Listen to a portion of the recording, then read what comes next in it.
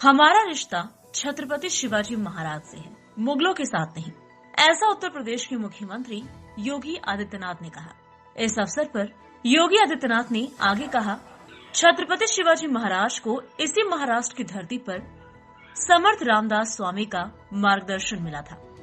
छत्रपति शिवाजी महाराज ने इस देश में मुगल सत्ता को चुनौती दी और स्वराज का निर्माण किया। ये हमारी विरासत है, मुगलों का नहीं।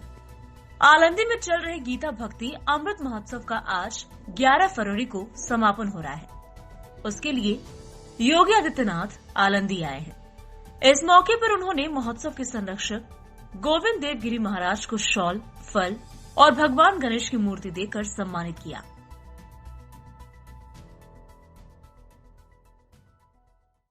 ये मेरा सौभाग्य है कि जब मैं उत्तर प्रदेश में मुख्यमंत्री बना, आदरणीय प्रधानमंत्री जी ने जब मुझे दायित्व दिया तो मैं आगरा गया था। तो आगरा में एक म्यूजियम बन रहा था, उसका नाम था मुगल म्यूजियम। मैंने कहा भी मुगल म्यूजियम आज के दिन पे, मैंने कहा इसका नाम छत्रपति शिवाजी महाराज का म्यूजियम रखो।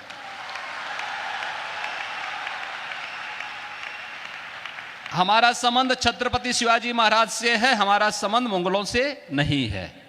और इसलिए छत्रपति शिवाजी महाराज के नाम पर जाना जाएगा ये म्यूजियम, और छत्रपति शिवाजी महाराज की स्मृतियों को वहां पर सजोने का कार्य पूरी भव्यता के साथ आज हम लोग उसको आगे बढ़ाने का काम कर रहे हैं। आदरणीय प्रधानमंत्री जी ने उत्तर प्रदेश में एक डिफेंस कॉरिडोर की घोषणा की।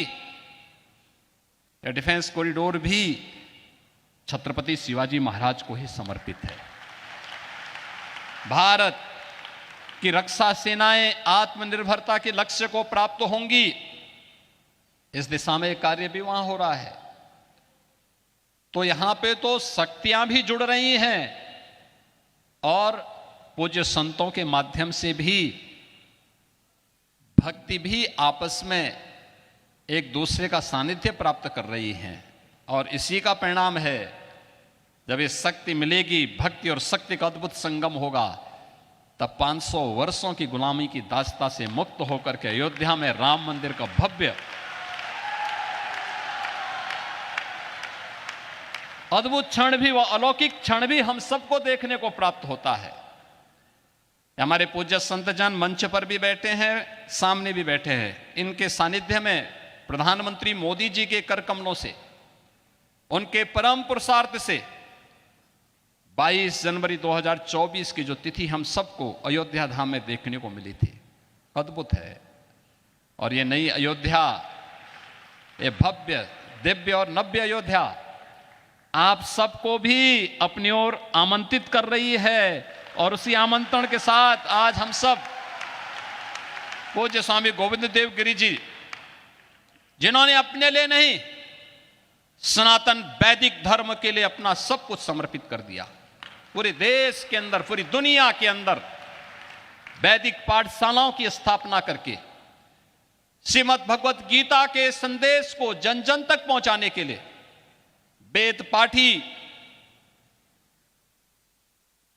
एक लंबी परंपरा को देश को दे करके यह देश वेदों का मार्गदर्शन प्राप्त करेगा।